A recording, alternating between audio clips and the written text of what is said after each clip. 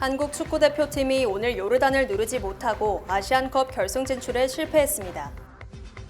오늘 아침 대대적 급습으로 60명 이상의 전현직 뉴욕시 주택국 직원들이 공공 부패 혐의로 체포됐습니다. 뉴욕시 주거 비용이 지난 10년간 무려 70% 정도 상승했습니다. 뉴욕시 교통혼잡료가 시행될 경우 맨해튼 출근 시간이 더 늘어날 수 있다는 지적이 제기됐습니다. 아름다운 제품에서부터 아름다운 사회를 만들기까지 키스는 뉴욕에서 시작하여 현재는 전 세계 12,000명의 직원들과 함께 끊임없이 도전하는 기업입니다. 사람을 생각하고 존중하는 기업. 키스는 한인들이 사회의 주인공이 될 수 있도록 든든한 버팀목이 되겠습니다. 글로벌 뷰티 기업 키스. 시청자 여러분 안녕하십니까? 2월 6일 화요일 TKC 뉴스데스크 첫 소식입니다. 한국 축구대표팀이 오늘 요르단을 누르지 못하고 아시안컵 결승 진출에 실패했습니다. 뉴욕 일원 곳곳에서 한국 축구대표팀의 선전을 뜨겁게 응원한 한인들은 마지막까지 잘 싸워준 한국 대표팀에 뜨거운 박수를 보냈습니다. 한국 축구대표팀은 오늘 카타르 알라이안의 아흐마드 빈 알리 스타디움에서 열린 2023 아시아축구연맹 카타르 아시안컵 준결승전에서 요르단에 0대2로 완패했습니다.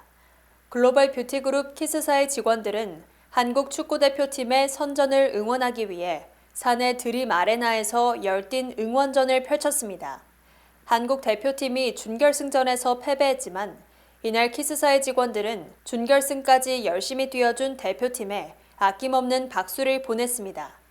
한국 축구대표팀의 캡틴 손흥민 선수는 이날 인터뷰에서 응원해준 팬들에게 깊은 사과와 감사를 표했습니다. 한편 한국은 아시아 최강을 자처하면서도 1956년 제1회 대회와 1960년 제2회 대회에서 2연패를 이룬 뒤로는 한 번도 아시안컵 우승 트로피를 들어올리지 못했습니다. 오늘 아침 대대적 급습으로 60명 이상의 전현직 뉴욕시 주택국 직원들이 공공 부패 혐의로 체포됐습니다. 연방수사관은 오늘 오전 60명 이상의 전현직 뉴욕시 주택국 직원들을 부패 및 리베이트 계약 혐의로 체포했습니다. 해당 직원들은 1,300만 달러에 달하는 계약권을 제공하는 대가로 계약자에게 200만 달러의 뇌물을 요구했습니다. 이러한 불법 뇌물 수수는 5개 자치구 전체에 걸쳐 100개에 가까운 주택국 건물에서 발생하고 있었던 것으로 드러났습니다. 그들의 리베이트 계약에는 공공주택 건물의 건설, 유지보수 및 무입찰 계약이 포함된 것으로 전해집니다. 뉴욕 남부지구 지방법원은 오늘의 혐의는 법무부 역사상 하루에 가장 많은 연방 뇌물수수 혐의를 기록한다고 밝혔습니다. 미국 최대 공공주택기관인 뉴욕시 주택국은 매년 연방자금으로 15억 달러 이상을 받고 있습니다. 데미안 윌리엄스 맨해튼 연방지검장은 주택국 감독관에게 비용을 지불한 계약자는 나서서 목소리를 내야 하며 앞으로의 계약업체는 주택국 직원이 단 한 푼도 요구해서는 안 된다는 것을 알아야 한다고 말했습니다. 뉴욕시의 주거 비용이 지난 10년간 무려 70% 정도 상승했으며 지난해 10월 전체 테넌트의 18%가 렌트비를 연체하고 있는 것으로 집계됐습니다. 토마스 디나폴리 뉴욕주 감사원장은 뉴욕시 주거비용 보고서에서 뉴욕시 메트로폴리탄 지역의 연간 주거비용은 지난 2011년 약 18,000달러에서 2018년 약 27,000달러, 2021년 약 3만 달러로 10년간 68.4% 상승했다고 밝혔습니다. 이는 전국에서 가장 높은 상승률이며 같은 기간 시애틀은 67%, 샌프란시스코는 62%, 로스앤젤레스는 43% 오른 것으로 조사됐습니다.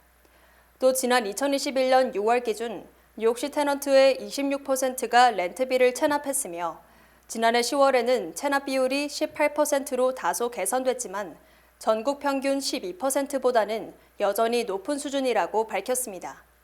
특히 2021년 테넌트의 절반이 넘는 53%, 약 100만 가구가 수입의 30% 이상을 렌트비로 지출하는 렌트비 부담이 큰 가구로 조사됐고 브루클린이 렌트비 부담이 큰 가구가 32만 3천여 가구로 가장 많았습니다. 또 2022년 기준 주택 소유주들의 재산세 부담이 전체 비용의 27%를 차지 전국 평균 22.6%보다 높았으며 이는 상대적으로 뉴요커들이 재산세를 많이 내고 있음을 뜻합니다.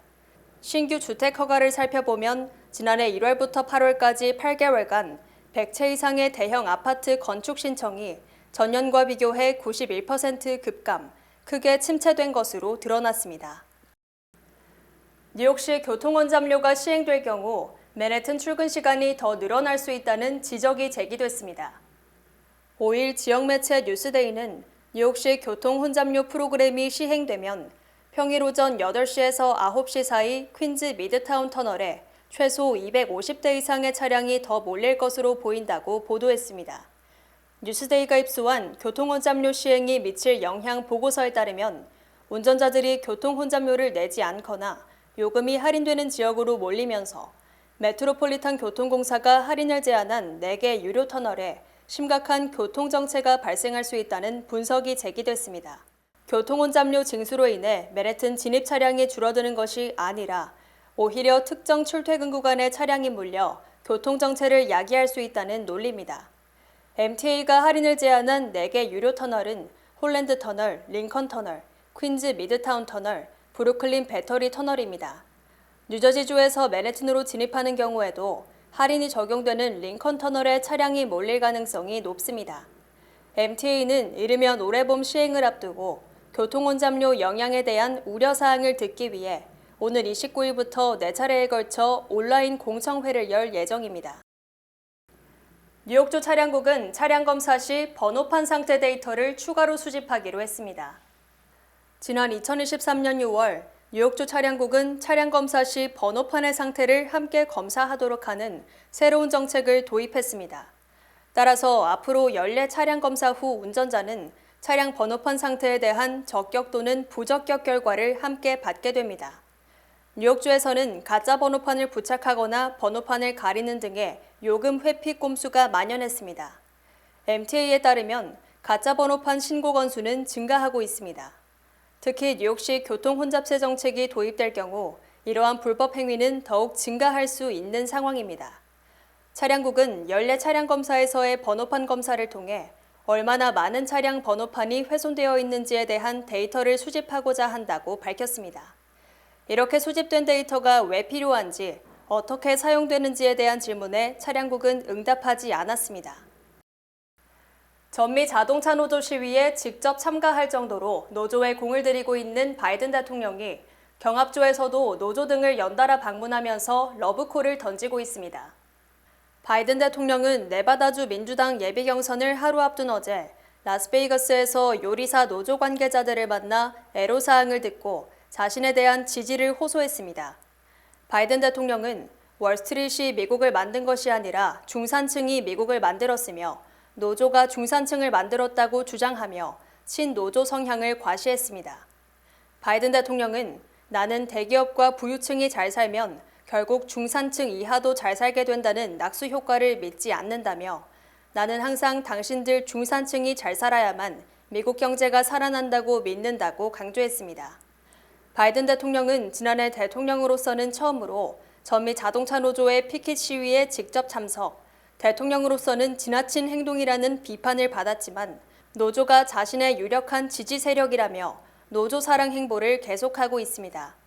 바이든 대통령은 지난달 24일 전미 자동차 노조의 공식 지지 선언을 확보했으며 지난 1일 경합주인 미시간주를 방문, 전미 자동차 노조를 직접 찾아갔습니다.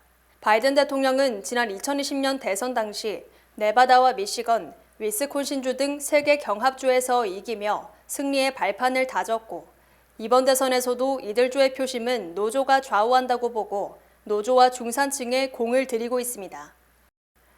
공화당 대선 후보 토론회는 단 한 번도 참가하지 않은 트럼프 전 대통령이 바이든 대통령과의 즉각 토론을 제안했으나 바이든은 회피하려는 듯한 반응을 보였습니다. 트럼프 전 대통령은 어제 라디오 방송과의 인터뷰에서 나는 즉각 바이든 대통령과 토론을 하고 싶다며 지금 하고 싶다. 우리는 미국을 위해서 토론을 해야 한다고 강조했습니다. 트럼프 전 대통령은 또 바이든 대통령이 프로풋볼 결승전인 슈퍼볼에 앞서 방영되는 인터뷰를 하자는 방송사의 요청을 거부했다며 바이든은 인터뷰를 할 수 없다며 왜냐면 그는 말을 잘할 수 없기 때문이라고 밝혔습니다. 트럼프 전 대통령은 지난해 12월 보수 성향 라디오에 출연, 바이든과의 토론을 기대한다, 10번 하면 어떠냐며 적극적으로 토론을 요구했습니다. 이에 대해 바이든 대통령은 내가 트럼프라도 나와 토론하고 싶을 것이라며 그는 그것 외에는 아무것도 할 것이 없다라고만 말하며 즉답을 회피했습니다. 정치 평론가들은 트럼프 전 대통령이 워낙 달변인데다 상대 후보나 사회자를 무시하고 막무가내로 발언을 이어가기 때문에 바이든으로서는 달갑지 않은 상대라고 분석했습니다.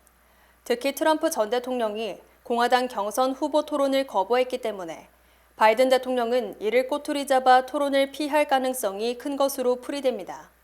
한편 니키 헤일리 전 유엔 대사는 트럼프가 토론의 중요성을 인정한 것은 다행이라며 이제라도 트럼프가 남자답게 나와 토론하는 것에 동의해야 한다고 주장했습니다. 트럼프 전 대통령이 1억 달러 상당의 배상 판결을 받은 데 이어 자산 부풀리기로 3억 7천만 달러 배상 판결이 우려되지만 판결 뒤 항소를 하려 해도 막대한 공탁금을 예치해야 하므로 사면 초과에 처했습니다. 트럼프 전 대통령은 진 캐럴에 대한 명예훼손으로 500만 달러의 배상 판결을 받았고 계속 근거 없는 주장을 펼치다 추가로 8,300만 달러의 배상 판결을 받은 상황입니다. 또 뉴욕주 검찰은 자산 부풀리기 의혹과 관련 뉴욕주 법원에 3억 7천만 달러의 벌금을 선고해달라고 요청했고 재판부는 당초 이달 초 판결을 내기로 했으나 조금 늦어지고 있습니다. 하지만 재판부는 이미 트럼프 측이 자산을 부풀리는 사기 행각을 했음이 인정된다고 밝혀 패소 판결이 내릴 가능성이 큰 상황입니다. 문제는 1심 법원인 뉴욕 카운티 지방법원에서 패소 판결을 받으면 뉴욕주 고등법원에 항소해야 하지만 막대한 공탁금을 예치해야 한다는 점입니다. 일단 항소하려면 1심 배상 판결액 전액을 예치하거나 또는 보증보험 증권을 끊어서 납부해야 하지만 보증보험 증권도 배상 판결액의 5% 이상을 지급해야 합니다. 만약 3억 7천만 달러의 배상 판결이 내린다면 보증보험증권을 끊는 데만 약 2천만 달러 상당이 필요하므로 트럼프가 이를 감당할 수 있을지 의문입니다. 트럼프 전 대통령은 진 캐럴에 대한 8,300만 달러 배상 판결에도 항소할 계획이지만 배상액 전액을 예치하거나 400만 달러 이상을 투입, 보증보험 증권을 끊어야 합니다. 미국 최대 압력단체의 하나이며 공화당과 트럼프 전 대통령의 든든한 우군이었던 미국 총기협회가 지도부의 횡령과 내분 등으로 휘청거리고 있습니다. 워싱턴 포스트는 미국 총기협회가 트럼프 전 대통령을 지지하며 선거운동에 막대한 역할을 했으나 이번 대선을 앞두고 지도부 부패와 재정위기, 회원수 감소 등으로 총체적인 위기에 봉착했다고 보도했습니다. 미국 총기협회는 지난 2016년 공화당 주류 세력에게 외면받아 사실상 혈혈단신이던 트럼프의 우군으로 등장 3,100만 달러의 기록적인 후원을 하며 트럼프의 승리에 결정적인 역할을 했습니다. 하지만 지난 2019년 올리버 노스 당시 회장이 최고 경영자가 협회 기금을 횡령했다고 폭로한 뒤 사임했고 2020년 8월 뉴욕주 검찰이 전현직 지도부 횡령 혐의로 소송을 제기했습니다. 특히 올해 들어 이 협회 최고 경영자가 자신의 개인 제트기 운영비 등을 협회에 떠넘긴 것으로 드러나 기소되는 등 비리와 내분으로 아수라장이 됐습니다. 이에 따라 2016년 이후 이 단체의 수입은 40% 이상 줄었고 회원들이 자발적으로 납부한 회비는 2018년 1억 7천만 달러에서 2022년 8,300만 달러로 반토막이 났습니다. 또 각종 소송에 따른 법률 비용이 2017년 700만 달러 남짓이었으며 최근에는 연평균 3,600만 달러로 폭증했고 결국 2022년 2,250만 달러 적자를 기록했습니다. 이처럼 미국 총기협회가 재정난에 봉착, 파산 위기에 처함에 따라 트럼프 전 대통령에 대한 기부가 사실상 힘들어져 트럼프로서는 날개 한쪽이 꺾인 셈이 됐습니다. 주요 단신 전해드립니다. 미국 최대 사모펀드인 KKR의 공동 최고 경영자인 조셉 배, 한국명 배용범 씨가 한국인으로서는 최초로 하버드대의 이사로 선임됐습니다. 올해 91살의 전 콜로라도주 여성 의원이 트럼프 전 대통령은 민주주의를 유린한 폭도라며 주법원에 대선 후보 자격 박탈 소송을 제기했습니다. 지난 2일 출시된 애플의 혼합 현실 헤드셋을 쓰고 테슬라에서 손을 떼고 자율주행하는 23초짜리 동영상이 공개되자 피트 부티지지 교통부 장관이 현재 기술로는 사람이 운전을 통제해야 한다고 경고했습니다. 올해 75세인 찰스 3세 영국 국왕이 전립선 비대증 치료 중 암을 발견, 치료를 받기 시작했다고 영국 왕실이 발표했습니다. 전동차 생산 등에서 세계적 기술을 인정받고 있는 현대 로템이 6억 7천만 달러에 달하는 로스앤젤레스 메트로 전동차 공급 최종 낙찰자로 선정됐습니다. 올해 49세인 한인 남성이 지난 4일 밤 8시쯤 로스앤젤레스 몬로비아 지역 전철역에서 투신, 스스로 목숨을 끊었습니다. 어제 오전 9시쯤 퀸즈 우드헤이븐의 한 빌딩에서 일산화탄소가 유출돼 10여 명이 부상을 입고 병원으로 후송됐습니다. 무려 6,500만 달러를 미국에서 중동 여러 국가로 빼돌리려던 일당 3명 중 1명은 집에서, 1명은 터키로 도주하려다 JFK 공항에서 각각 체포됐으며 1명은 도주, 경찰이 체포에 나섰습니다. 날씨 전해드립니다. 수요일인 내일은 맑은 날씨가 이어지겠습니다. 낮 최고 기온은 46도, 최저 기온은 34도입니다. 해 뜨는 시간은 7시, 해 지는 시간은 5시 20분입니다. 이상으로 주간 날씨와 세계 날씨 전해드립니다.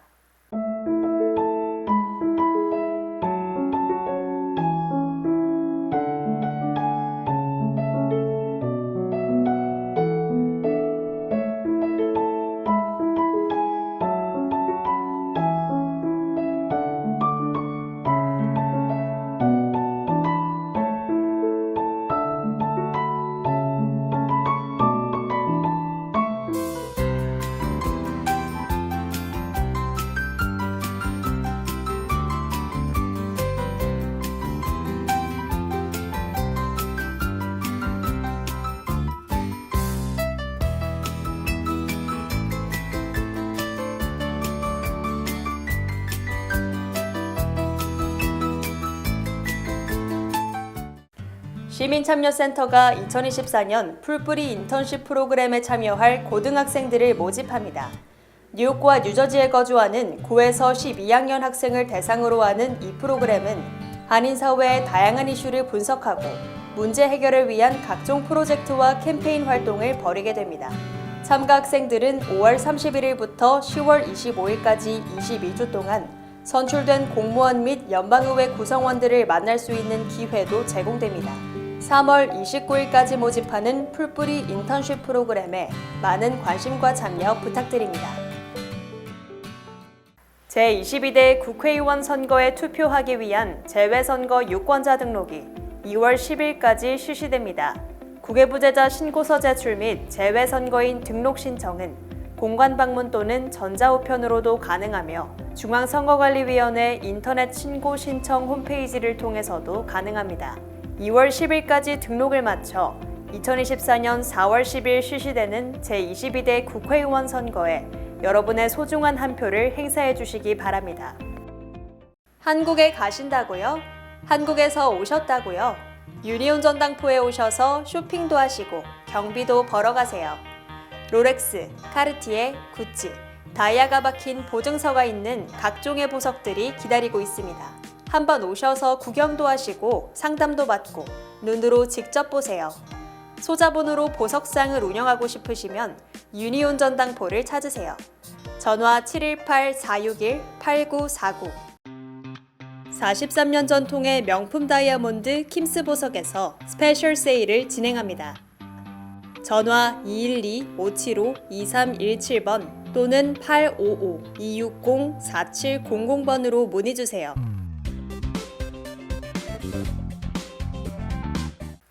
이상으로 2월 6일 화요일 TKC 뉴스데스크 여기서 마치겠습니다.